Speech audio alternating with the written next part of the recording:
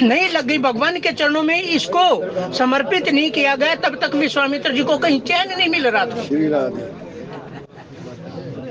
गादी तने मन चिंता व्यापी, हरि बिन में रही ना निश्चर पापी। ये बुद्धि तभी स्थायित्व को प्राप्त कर सकती है जब ये भगवान के चरणों में इसको हम समर्पित कर देते हैं। भगवान के सिवाय इसका कोई माई बाप नहीं रह जाता। नहीं तो भाई जिस प्रकार मन भागता उसी तरह ये बुद्धि भी हराती है, जीव को बार बार हराती है। हम कहीं पर भी जाते हैं, गुरु के चरणों में जाते हैं, भगवान के चरणों में जाते हैं, तो ये भी हमें रोकने का प्रयास करती है। श्री राम जय राम जय जय राम, श्री राम जय राम जय जय राम। जब तक इसमें निर्मला भक्ति का प्राकट्य नहीं होता। तो तुलसीदास जी कहते हैं भगवान राम ने माता जानकी का स्वरूप अपने अर्धांग में किया और माता जानकी ने भगवान राम का स्वरूप अपने अर्धांग में किया। और जैसे ही रात्रि आई, भगवान राम जब सोने के लिए गए तो उन्होंने देखा कि उनकी नजर चंद्रमा पर गिर गई। जैसे ही चंद्रमा पर भगवान की चरण नजर पड़ी तो भगवान ने देखा कि ओहो ये तो जानकी के समान है, उज्जवल है। जैसे जानकी का चेहरा ना उसी प्रकार ये उज्जवल है। लेकिन फिर भगवान राम तुरंत ही उसमें खोट देखने लगे।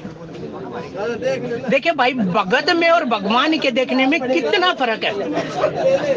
एक तरफ भगवान राम देख रहे हैं चंद्रमा को, एक तरफ दूसरी तरफ हनुमान जी देख रहे हैं चंद्रमा को। श्री राम जय जय राम, श्री राम जय जय राम, श्री राम जय जय राम, श्री राम जय जय राम। भगवान भगत का जो देखना होता है ना भाई, वो हर चीज को अपने स्वामी से, अपने भगवान से उसको संबंधित रखता है।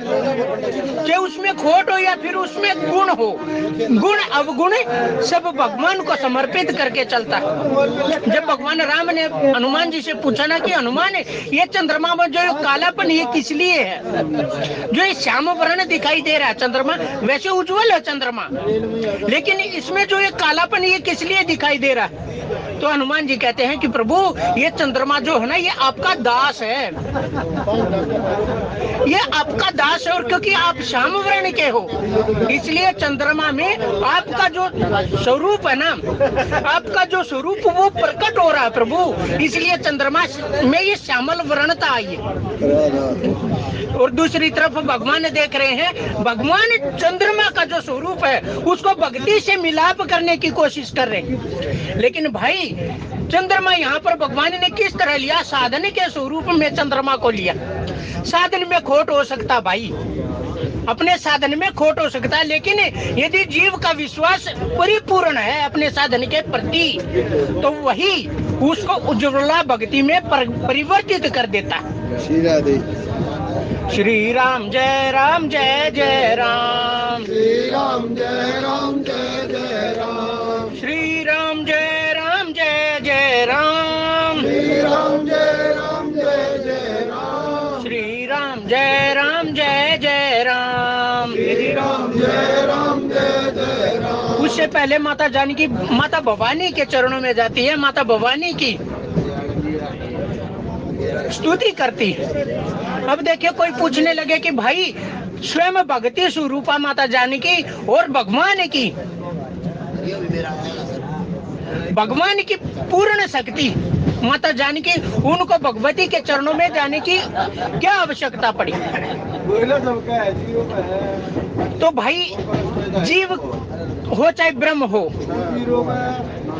जब इस शरीर को धारण करके आता है तो वो अपने अभिमान को खत्म करने के लिए, क्योंकि मैं से तो भगवान स्वयं कहते हैं कि हे अर्जुन, जब भी मैं इस संसार में आता हूँ या जहाँ पर भी रहता हूँ, मैं भी कोई काम करता हूँ उसके प्रति मैं अपना कर्तव्यपन नहीं दिखाता, मैं अपना कर्तव्यपन नहीं दिखाता, और इसलिए मैं इन सब चीजों से दूर रहता हूँ।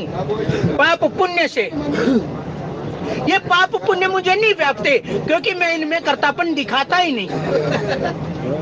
नहीं तो बताओ माता जानकी को क्या पता नहीं कि उनके लिए ही राम जनकपुर में आए, श्री राम जय राम जय जय राम। श्री राम जय राम जय जय राम।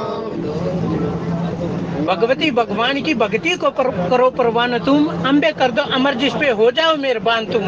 काली काली के पंजे से तुम ही बचाना आन कर, गोरी गोदी में बिठाना अपना बालक जान कर। तो हमें भी ऐसे माता भगवती की प्रार्थना करनी चाहिए जिस प्रकार भगवान शिव भक्ति के देवता, यानी कि देवता का मतलब देने वाले। देवता का एक ही मतलब होता है कि भाई जो हमें कुछ प्रदान करे वही देवता। भक्ति के देवता भगवान शंकर है, हनुमान जी महाराज भक्ति को देने वाले। ठीक उसी प्रकार माता पार्वती भी भक्ति को प्रदान करने वाली। तो यहाँ पर तुलसीदास जी कहते हैं, जय जय गिरिवर राज किशोरी, जय महेश मुख चंद्र चकोरी। हे गिरिराज, माता जानकी के माध्यम से कह रहे हैं कि हे गिरिराज हिमालय की पुत्री और जय महेश मुख चंद्र चकोरी। हे भगवान शंकर के मुख को चंद्रमा समझकर उनको देखने वाली चकोरी। श्री राम जय राम जय जय राम। श्री राम जय राम जय जय राम। या फिर ये कह लीजिए भाई, भगवान शंकर का अनुसरण करने वाली। क्योंकि देखिए, इससे पहले माता सती ने भी, हालांकि वो जानती थी कि भगवान शंकर जगत बंदा जगदीशा, सुर नर मुनि सब नाम है शीशा, कि भगवान शंकर कोई सामान्य पुरुष नहीं है जिसकी बड़े बड़े सुर, बड़े बड़े मुनि जिनके हमेशा स्तुतियां करते रहते, जिनके आराध्य भगवान शंकर हैं, उन भगवान शंकर का प्रभाव तो माता सती जानती थी। लेकिन भाई, प्रभाव जानने से कुछ नहीं होता। हम किसी गुरु की शरण में जाते हैं तो हम उसके प्रभाव को कैसे जानते भाई, कि भाई इसके इतने अनुयायी हैं, इसके इतने अनुयायी हैं तो इसका कद बहुत बड़ा है। चलो कद बड़ा हो गया, लेकिन भाई उस कद बड़ा होने का तभी प्रभाव पड़ता है जब उनका अनुसरण भी करें। एक तरफ माता सती कहती हैं शंकर जगत बंदा जगदीशा, सुर नर मुनि सब नाम है शीशा, और दूसरी तरफ जब भगवान शंकर कहते हैं कि हे सती, ये कोई सामान्य पुरुष नहीं है, ये मेरे भगवान है, ये मेरे इष्ट है, इष्ट देव मम बालक रामू। ये वही बालक राम है जिनको मैंने अपने हृदयांगम में कर रखा है। भाई, भगवान शंकर का प्रभाव तो जानती हैं, लेकिन भगवान शंकर का कहानी मानती। लेकिन जब माता पार्वती के रूप में आई तो उन्होंने भगवान से पहले ही कह दिया कि भगवान जन्म जन्म रही रगर हमारी बरऊन शंभु न तय रहूं कुंवारी, कि भाई मैं गुरु के रूप में या स्वामी के रूप में भगवान शंकर को ही प्राप्त करूं, नहीं तो मैं कुंवारी रहूंगी, यानी कि मैं किसी को अपना गुरु नहीं बनाऊंगी या मैं अपना किसी को स्वामी नहीं बनाऊंगी। लेकिन गुरु बनाने का मतलब ये नहीं कि भाई गुरु ने गुरु बना लिया और मौज से रहो। गुरु का कहाँ भी मानना। हम कहते हैं प्रातः काल उठकर रघुनाथा, माता पिता गुरु नाम ही माथा। लेकिन भाई वो माथा निभाने का मतलब तभी है जब हम उनका अनुसरण करें, जब हम उनकी बातों को माने। भगवान राम स्वयं कहते हैं करतल होए पदारथ चारी, जय पितु मातु वचन अनुवारी, कि जो अपने माता पिता या अपने गुरुजनों के वचनों का अनुकरण करते हैं। और अनुकरण करने का मतलब ये नहीं भाई कि सोच विचार कर अनुकरण किया जाए। अनुकरण करने का मतलब जिस प्रकार से कहा जाए उसी प्रकार उसका अनुसरण किया जाए। अगर हमने उसमें भी अपनी बुद्धि लगा दी तो फिर वो अनुकरण करना नहीं रह जाता। श्री राम जय जय राम। श्री राम जय जय राम। श्री राम जय जय राम। श्री राम जय जय राम। एक बार किसी संत की कथा आती है कि उनको उनके गुरु ने धान कूटने के लिए लगा दिया था कि तू यहाँ पर बैठ और धान कूटता रहे बस। उसने कभी गुरु से कोई मंत्र नहीं पाया, कोई कुछ नहीं पाया, लेकिन गुरु की आज्ञा समझकर, गुरु का वही मंत्र समझकर वो केवल धानु कूटने पर लग गया। और जब पांडित्य का एक बार वहां पर संत समागम हुआ, संत संगोष्ठी हुई, तो वही सबसे अव्वल रहा था भाई। तो गुरु की बात पर या फिर माता पिता की बात पर कभी भी बुद्धि लगाए बिना ही, कभी तर्क वितर्क किए बिना ही उस पर अनुसरण करना ही जीव का सर्वश्रेष्ठ कार्य है। श्री राम जय राम जय जय राम, श्री राम जय राम जय जय राम, श्री राम जय राम जय जय राम, श्री राम जय राम जय जय राम। सेवत तो ही सुलभ फलचारी, वरदानी पुरारी प्यारी, देवी पूजी पद कमल तुम्हारे, सुर नर मुनि सब होई सुखारे। हे माता पार्वती, आपके चरणों की वंदना करने से जीव को चारों पदार्थों की प्राप्ति होती है, धर्म कर्म काम और मोक्ष, इन चारों चीजों की प्राप्ति होती है। और देवी पूजी पद कमल तुम्हारे, सुन नर मुनि सब होई सुखारे। जो आपके चरणों की वंदना करता है उसको सभी प्रकार के सुखों की प्राप्ति होती है। मोर मनोरथ जानो उन्हीं के, बसु सुधाउर पूरे सभी के। हे माता, आप सबके हृदय में वास करती हैं, इसलिए आप मेरा भी मनोरथ जानती हैं कि मुझे क्या चाहिए। और माता सीता को क्या चाहिए था? माता जानकी को चाहिए क्या था? भगवान राम को अपने वर के रूप में वो पाना चाहती थी। तो माता पार्वती से क्यों मांगा भाई? क्योंकि माता सीता जानती थी, माता जानकी जानती थी कि उसके लिए पिता ने एक कंडीशन रखी है, एक शर्त रखी है कि जो इस शिव धनुष को तोड़ेगा वही जानकी का पति होगा, वही जानकी का पति होगा। हालांकि माता जानकी ने तो पहले ही सोच लिया था कि इनके साथ ही मेरा विवाह होना चाहिए, लेकिन फिर पिता की एक शर्त उनके बीच में आ रही थी। और उसके लिए भाई देखिए, भगवान शंकर का चाप है, और भगवान शंकर को मनाने के लिए तो पहले उसकी पार्षदों को मनाना पड़ेगा ना, उनके अर्धांगिनी को मनाना पड़ेगा, उनके। ये अध्यात्म का एक सार है भाई। अगर हम, एक संत कह रहे थे, अगर हमें सुंदरकांड करना ना तो कभी भी हनुमान जी के सामने मत कीजिए, जाकर उनके स्वामी श्री राम के आगे उनका सुंदरकांड का पाठ कीजिए। क्योंकि जिस प्रकार पिता के सामने आप उसके पुत्र की महिमा का बखान करेंगे, उसके पुत्र की उसके पुत्र के बारे में कुछ अच्छा कहेंगे तो पिता हमेशा गदगद हो जाता है। पिता को बहुत हर्ष प्राप्त होता है कि मेरे पुत्र के गुणों का ये मेरे सामने वर्णन कर रहा है।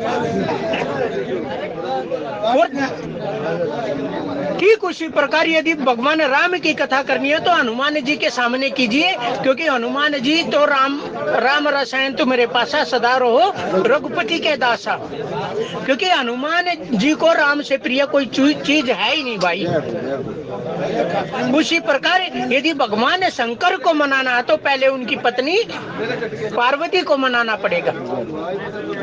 श्री राम जय जय राम, श्री राम जय जय राम। नहीं तो टूटना तो शिव धनुष था।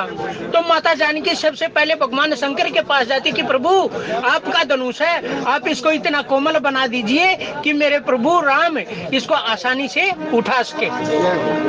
और भाई इस धनुष की का इतिहास बहुत पुराना है। एक बार देवताओं में बहस छिड़ गई कि भगवान शंकर और भगवान श्री हरि में कौन महान है। तो दोनों में ये बहस छिड़ गई, तो दोनों के पास चली गई ये बहस छिड़ती, और तब दोनों ने कहा कि भाई जो जिसके धनुष को तोड़ देगा वही उसका स्वामी होगा, वही उसका स्वामी होगा। अब भगवान विष्णु तो बहुत कौतुकी हैं, तो उन्होंने कहा कि पहले भगवान शंकर धनुष तोड़ेंगे मेरा और फिर मैं इनके धनुष को तोड़ूंगा। बात मान ली गई। अब भगवान शंकर ने भगवान विष्णु के धनुष को तोड़ दिया और तभी से वो महादेव बन गए। लेकिन जब भगवान विष्णु का नंबर आया तो वो भाग गए कि मैं इनके धनुष को तोड़ ही नहीं सकता, क्योंकि ये मेरे गुरु का धनुष है, ये मेरे स्वामी का धनुष है, मैं इसको कैसे तोड़ सकता हूँ। अब भगवान शंकर ने भी प्रतिज्ञा कर ली कि आज के बाद मैं इस धनुष को छूंगा नहीं, और ये धनुष जब अगर कोई तोड़ेगा तो भगवान विष्णु ही तोड़ेंगे, उससे पहले मैं इस धनुष को छूंगा भी नहीं। अब वो धनुष भगवान शंकर ने परशुराम को भेंट कर दिया, और परशुराम से होता हुआ वो धनुष महाराज जनक के यहाँ पर रखा गया शिवालय में, और वही धनुष आज भगवान राम, इसलिए ये भी एक कारण है कि भगवान राम को वो अपना इष्ट बना लिया उन्होंने। ये कारण भी है कि मेरे धनुष को तोड़ने वाला ही मेरा इष्ट है, और भगवान शंकर के धनुष को भगवान राम ने तोड़ा, इसलिए भगवान राम को उन्होंने अपना इष्ट बना लिया। श्री राम जय जय राम, श्री राम जय राम जय जय राम, श्री राम जय जय राम, श्री राम जय राम जय जय राम, श्री राम जय जय राम। श्री राम जय राम जय जय राम। तो भगवान राम ने देखा चंद्रमा पर उनकी नजर गई, तो उन्होंने सोचा कि ये तो जानकी के समान लग रहा है, उज्ज्वल लग रहा है, भक्ति के समान ये लग रहा है। लेकिन तभी उन्होंने देखा हृदय श्रात सिया लोनाई गुर समीप गमने दो भाई, राम कहा सब श्री राम जय जय राम, श्री राम जय राम जय जय राम। तो फिर वो सोचने लगे जन्म सिंधु पुनि बंधु विष दिन मलिन से कलंक, कि पहले तो इनका जन्म जो हुआ वो खारे सिंधु से हुआ, खारे सिंधु से हुआ, खारे सागर से हुआ, और दूसरा ये विष का भाई है, क्योंकि उसी जब समुद्र मंथन हुआ तभी चंद्रमा का प्राकट्य हुआ था, और उसी समुद्र मंथन में विष हलाल विष भी निकला था, तो इस कारण ये विष का भाई भी है। और तीसरा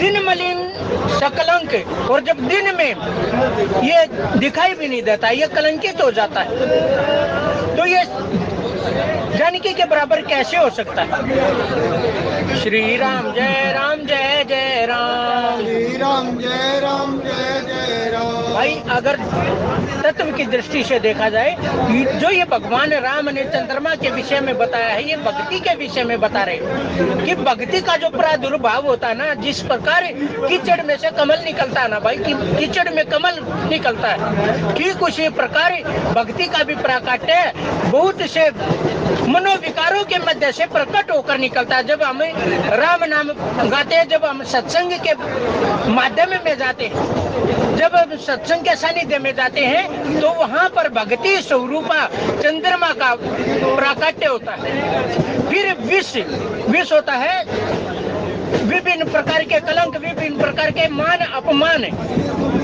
जिस पर इनका प्रभाव नहीं पड़ता, वही भक्ति उज्ज्वला है।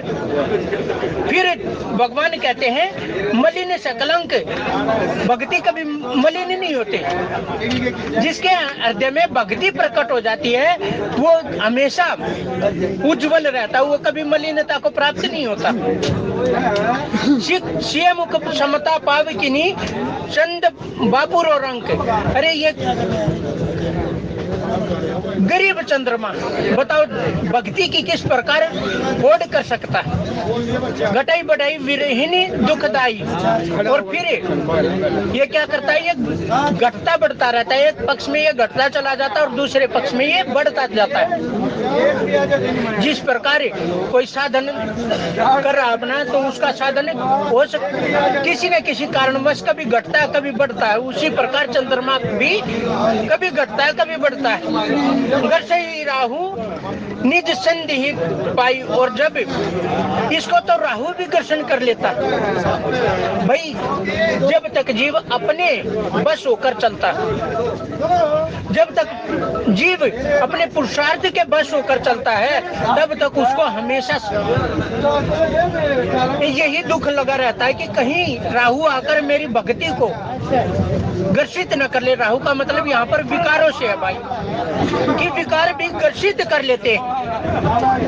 कोक शोक प्रद पंकज द्रोही, और फिर ये चकवों का वो शोक देने वाला और कमल का बैरी है। क्योंकि भाई कमल का जो फूल है ना, वो कब खिलता है? जब सूर्य उदय होता है। लेकिन जैसे ही सूर्य अस्त हो जाता है, कमल का फूल भी मुरझा जाता है। तो ये जो चंद्रमा निकलता है, ये सूर्यास्त के बाद ही निकलता है, इसलिए ये कमल का बैरी भी है। अवगुण बहुत चंद्रमा तो, इसलिए हे चंद्रमा तुम्हें में बहुत अवगुण है। वैदेही मुख पटतर दीने, होई दोष बड़े अनुचित कीने। और मैंने तुम्हें, तुम्हारी जो उपमा है वो जानकी के मुखमंडल से की है, इसलिए मुझे बहुत बड़ा दोष लग गया। क्योंकि भाई भक्ति की कोई उपमा नहीं होती। हम कह देते कि भाई वो छोटा भगत है, वो बड़ा भगत है। भगत कभी छोटा बड़ा नहीं होता। जिस प्रकार भगवान के नामों में कोई भिन्नता नहीं है, कोई छोट बड़पन नहीं है। अगर हम भगवान के नामों में कि जिस प्रकार नारद मुनि कहते हैं ना, यद्यपि प्रभु के नाम अनेका श्रुति का अधिक एक राम सकल नामंते अधिका हो नाथ अग गणपति का। हे प्रभु, मैं पहले भगवान से क्षमा मांग रहे हैं नारद जी कि प्रभु मैं एक ढिठाई करना चाहता हूँ, मैं एक मूर्खता दिखाना चाहता हूँ। प्रभु बोले कि बोलो क्या दिखाना चाहते हो? बोले प्रभु आपके अनेकों नाम हैं और कोई भी ऐसा नाम नहीं है जो जीव को भवसागर से पार ना करा दे। लेकिन प्रभु मैं एक यहाँ पर मूर्खता करना चाहता हूँ और मैं एक वरदान भी मांगना चाहता हूँ। उस मूर्खता बस वरदान मांगना चाहता हूँ कि आपका जो ये नाम है ना, ये राम नाम है, ये सभी नामों से बड़ा हो जाए। देखिए नारद जी ने पहले क्षमा मांगी। क्यों मांगी? क्योंकि भाई वहां पर नारद जी को नाम दोष लगता। भगवान का कोई भी नाम छोटा नहीं है, कोई भी नाम बड़ा नहीं है, सब नाम भगवान के एक समान है। ठीक उसी प्रकार भगवान का कोई भगत छोटा बड़ा नहीं है। भाई भगवान जनकपुर में आए तो भगवान ने ये नहीं देखा कि कौन मेरा भगत बड़ा है और कौन मेरी भक्ति कम की है, कौन ज्यादा की है। भगवान ने सब पर एक समान कृपा की। तुलसीदास जी ने तो यहाँ तक भी कहा कि जो बालक थे ना, उन्होंने तो भगवान के साथ बहुत आनंद लिया। उनको छू छू कर देख रहे, उनको स्पर्श करके देख रहे और आनंद ले रहे। इसका मतलब ये है कि भाई जिसने अभी भक्ति की शुरुआत की है ना, जिसने अभी भक्ति की शुरुआत की है, उनको अभी विश्वास नहीं हो रहा कि इतनी कम भक्ति में भी भगवान को प्राप्त किया जा सकता है। अपने को विश्वास दिलाने के लिए वो भगवान को छू छू कर देख रहे हैं, भगवान को स्पर्श करके देख रहे हैं। तो भगवान का कोई भी भगत छोटा या बड़ा नहीं होता। जिसने भगवान का आश्रय ले लिया वही सबसे बड़ा। चाहे अगर पूरा विश्व भगवान का आश्रय ले लेता है तो पूरा का पूरा विश्व समान है। श्री राम जय राम जय जय राम, श्री राम जय राम जय जय राम, श्री राम जय राम जय जय राम, श्री राम जय राम जय जय राम। और फिर भगवान राम सिय मुख छवि विदु ब्याज बखानी, गुर पही चले निशा बड़ी जानी। और भगवान राम ने देखा कि भाई सिय के मुख की महिमा सोचते सोचते तो बहुत टाइम बीत गया और ये रात भी बहुत बड़ी हो गई। क्योंकि भाई जब किसी का हम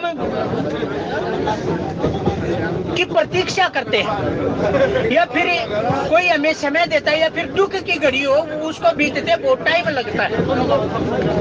जैसे हनुमान जी से पूछा गया तो हनुमान जी कहते हैं निमिष निमिष करुणा निधि जाई कल्प सम बीती, कि हे प्रभु जल्दी चलिए, माता जानकी का जो एक एक पल है ना वो एक एक कल्प के समान बीत रहा है।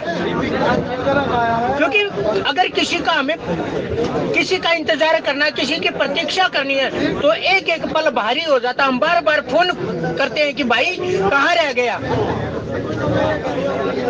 तो उसी प्रकार भगवान राम ने देखा कि भाई सिया के मुख की महिमा भी मैंने देख ली, लेकिन अब जब भगवान सोच रहे हैं कि गुरु पे ही चले, निशा बड़ी जानी कि आज की रात बहुत बड़ी हो गई, और ऐसा विचार करके भगवान राम गुरु विश्वामित्र जी के पास पहुंचे। श्री राम जय राम जय जय राम, जय राम जय जय राम, श्री राम जय राम जय जय राम, श्री राम जय राम जय जय राम। विगत निसार रघुनायक जागे, बंधु विलोकी कहने अस लागे। और फिर जब सूर्योदय हुआ तो भगवान राम जागे और अपने भाई लक्ष्मण से क्या कह रहे हैं, उबहु अरुण अवलोक हूँ दाता, पंकज कोक लोक सुख दाता। ये लक्ष्मण देखो सूर्य उदय हो चुका है, जो कमल कोक और सारे संसार को सुख देने वाला। सूर्य का मतलब भाई यहाँ पर ज्ञान। जब ज्ञान प्रकट होता है तो कमल का मतलब होता है भक्ति। भक्ति को भी ज्ञान ही सुख देता है और लोक सुखदाता। और जब ज्ञान प्रकट होता है तो सारे संसार के दुख का हरण कर लेता है। सारे संसार के दुख का हरण करके सारे संसार को सुख पहुंचाता है। बोले लखन जोरी जुग पानी, प्रभु प्रभाव सूचक मृदुबानी। अरुणोदय सकुचे कुमुद, उड़गन ज्योति मलिन। हे प्रभु सूर्य के साथ ही कुमुदनी मुरझा गई। और कुमुदनी का मतलब होता भाई रात। कुमुदनी का मतलब होता रात, यानी कि जो हमारा अज्ञान था ना, जैसे ही ज्ञान प्रकट होता हमारा अज्ञान खत्म हो जाता है। कुमुदनी मुरझा गई, रात मुरझा गई, वो अज्ञान मुरझा गया, अज्ञान का नाश हो गया। और उड़गन ज्योति मलिन, और जो छोटे मोटे तारे टिमटिमा रहे थे ना, जो ज्ञान के छोटे छोटे झरने बह रहे थे, जब विशेष ज्ञान प्रकट होता तो वो भी खत्म हो जाते। जिम्मे तुम्हारे आगमन सुनी भय नृपति बलहीन। जिस प्रकार आपके आगमन से ही सारे राजा बलहीन हो गए। भाई यदि एक रेखा खींची जाए और कोई कह दे कि भाई इस रेखा को बगैर मिटाए इस रेखा को छोटा करना है, तो कैसे करोगे? तो किसी ने कहा कि भाई इसके पास में इसके समानांतर एक बड़ी रेखा खींच दो, वो रेखा अपने आप छोटी हो जाएगी। तो जिस प्रकार वो राजा आए हुए थे वो सारे बलवान थे, लेकिन जैसे ही भगवान आए, जैसे ही भगवान आए सारे राजा अपने आप बलहीन हो गए, क्योंकि भगवान के समान बलवान कौन हो सकता है। ऐसे ही जैसे टिमटिमा रहे थे तारे रात को तारे टिमटिमा रहे थे, यानी कि सबका अपना अपना अपना अपना मत था। सबके जिस प्रकार अपने अपने मत होते हैं भाई, लेकिन जब ज्ञान प्रकट होता है तो वो सारे मत मुरझा जाते हैं। वो सारे मतों का क्या होता है, ह्रास हो जाता है। कमल कोक मधुकर खगनाना, हर्षे सकल निशा अवसाना। ऐसे ही प्रभु सब भगत तुम्हारे हुए, टूटे धनुष सुखारे।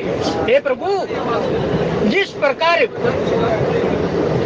कमल कोक मधुकर खग, ये जितने भी पशु पक्षी, भाई पक्षियों को देखो कभी रात में आपको दिखाई नहीं देंगे, लेकिन जैसे ही सूर्योदय होता है 4 बजे ही आपको चिड़ियों की चींची की आवाज सुनाई देने लगेगी, क्योंकि वो सूर्य के निकलने का इंतजार कर रहे हैं। ठीक उसी प्रकार है प्रभु, ऐसे ही प्रभु सब भगत तुम्हारे हुए, टूटे धनुष सुखारे। इसी प्रकार है प्रभु आपके सारे भगत सुखी हो जाएंगे कब? जब धनुष टूट जाएगा। ये धनुष क्या है भाई? ये धनुष अभिमान है। जब तक जीव में अभिमान है तब तक वो दुखी रहता है, लेकिन जैसे ही अभिमान टूटता है, वो भगवान की शरण प्राप्त कर लेता है, तो उसको फिर कोई दुख नहीं रहता। गादी तने मन चिंता व्यापी, सबसे बड़ा उदाहरण तुलसीदास जी ने दिया है। गादी तने मन चिंता व्यापी, हरि बिन मरहि न निश्चर पापी। जब तक अपना पौरुष अपना रहे थे विश्वामित्र जी महाराज, तब तक उनको कहीं सुख की प्राप्ति नहीं हुई, कहीं आनंद प्राप्त नहीं हुआ। लेकिन जैसे ही भगवान की शरण उन्होंने ली, जैसे ही भगवान के चरणों में अपना सर्वस्व डाल दिया, अपनी मति को डाल दिया भगवान के चरणों में, वो सुख को प्राप्त हो गए, वो आनंद को प्राप्त हो गए। और अब देखिए, केवल ये जीव की ये भक्ति की विशेषता भाई, भक्ति कभी अपने लिए नहीं की जाती, भक्ति होती है पूरे समाज के लिए। क्योंकि भक्ति सत्संग से प्राप्त होती है, और सत्संग में सिखाता है कि भाई पहले तू स्वार्थ से परमार्थ की तरफ अग्रसर हो, तब तुझे भक्ति सुहाएगी, तब तुझे भक्ति सुहाएगी। और विश्वामित्र जी को जैसे ही आनंद प्राप्त हुआ भगवान के चरणों में, अपना सर्वस्व लुटाने के बाद जैसे ही सुख आनंद की प्राप्ति हुई, उसको लुटाने के लिए जनकपुर की तरफ चल दी। श्री राम जय राम जय जय राम, श्री राम जय राम जय जय राम, श्री राम जय राम जय जय राम, श्री राम जय राम जय जय राम। हुए भावनु बिनु श्रम तम नाशा, जिस दुखे दुरे नखत जग तेज प्रकाशम। हे प्रभु, सूर्य को कोई परिश्रम नहीं करना पड़ता, दुख। श्री राम जय राम जय जय राम, श्री राम जय राम जय जय राम, श्री राम जय राम जय जय राम, श्री राम जय राम जय जय राम, श्री राम जय राम जय जय राम। सूर्य को अंधेरे का नाश करने के लिए कोई श्रम नहीं करना पड़ता, उसको केवल उदय होना पड़ता है। उसी प्रकार ज्ञान जब प्रकट होता है तो उसको कोई विशेष परिश्रम नहीं करना पड़ता कष्टों को मिटाने का। जीव के तम का नाश करने के लिए उसको कोई विशेष श्रम नहीं करना पड़ता। जैसे ही ज्ञान प्रकट हुआ, सारे दुख अपने आप मिट जाते। दूरे दुखत नखत जग तेज प्रकाशा। श्री राम जय राम जय जय राम, श्री राम जय राम जय जय राम, श्री राम जय राम जय जय राम, श्री राम जय राम जय जय राम, श्री राम जय राम जय जय राम, श्री राम जय राम जय जय राम। राम नाम ने वो भी तारे जो थे अधर्मी अदम हत्यारे, कपटी कुटिल कुकर्मी अनेक तर गए राम नाम ले। ये राम नाम ही विशिष्ट भाई, सारे अध्यात्म का एकमात्र सार है राम का नाम। चाहे प्रेम से कह लो, भाई को भाई अना खाला सो नाम जपतम मंगल दिशी दस। किसी भी प्रकार राम का नाम लीजिए, और राम का नाम मिलेगा कब? राम नाम बिनु गिराना सोहा, देख विचार त्यागी मद मोह। जब तुम में से मोह मद का त्याग हो जाएगा, तभी राम का नाम आएगा। श्री राम जय राम जय जय राम, श्री राम जय राम जय जय राम। बोलिए सच्चिदानंद भगवान की जय हो।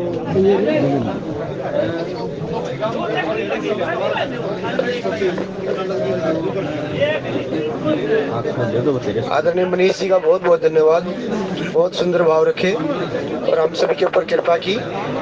अभी आदरणीय सभी से चरणों में प्रार्थना है कि हरि जी की आरती करेंगे, सभी सहयोग देना।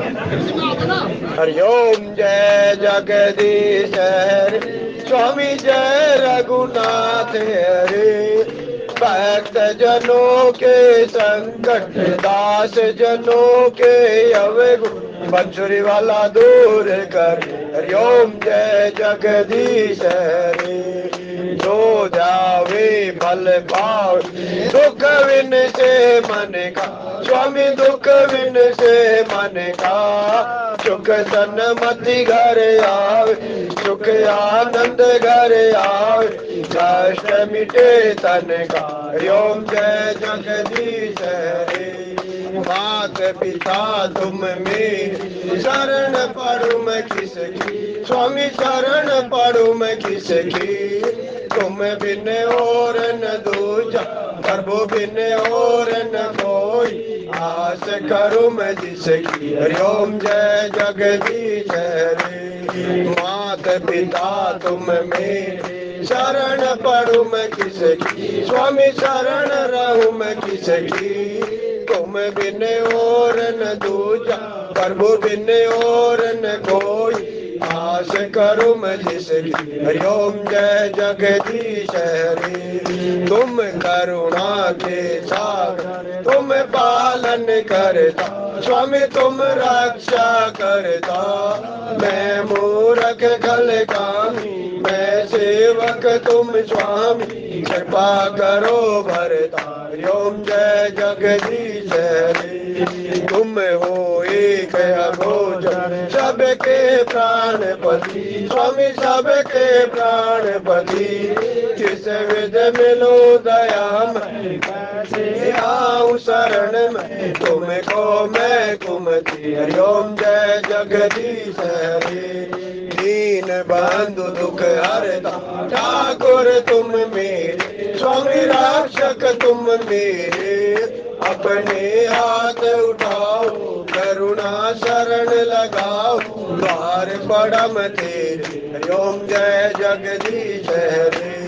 विषय विकार मिटाओ, पाप हरो देवा, स्वामी कष्ट हरो देवा, श्रद्धा भक्ति बढ़ाओ, ईश्वर प्रेम बढ़ाओ, संतन हरि सेवा। हरि ओम जय जगदीश हरे। तन मन धन सब कुछ है तेरा, स्वामी सब कुछ है तेरा, तेरा तुझको अर्पण, तेरा तुझको समर्पण, क्या लागे मेरा। हरि ओम जय जगदीश हरे। श्याम सुंदर जी की आरती जो कोई नर गावे, स्वामी प्रेम सहित गावे, कहत शिवानंद स्वामी, जपत हरि हर स्वामी, मनवांचित फल पावे। हरि ओम जय जगदीश हरे। जय जगदीश हरे। स्वामी जय रघुनाथ हरे, स्वामी जय जय भोलानाथ हरे। भक्त जनों के संकट, दास जनों के अवे गुण, बंसरी वाला दूर कर। हरि ओम जय जगदीश हरे। कथा विसर्जन होते हैं, सुनो वीर हनुमान।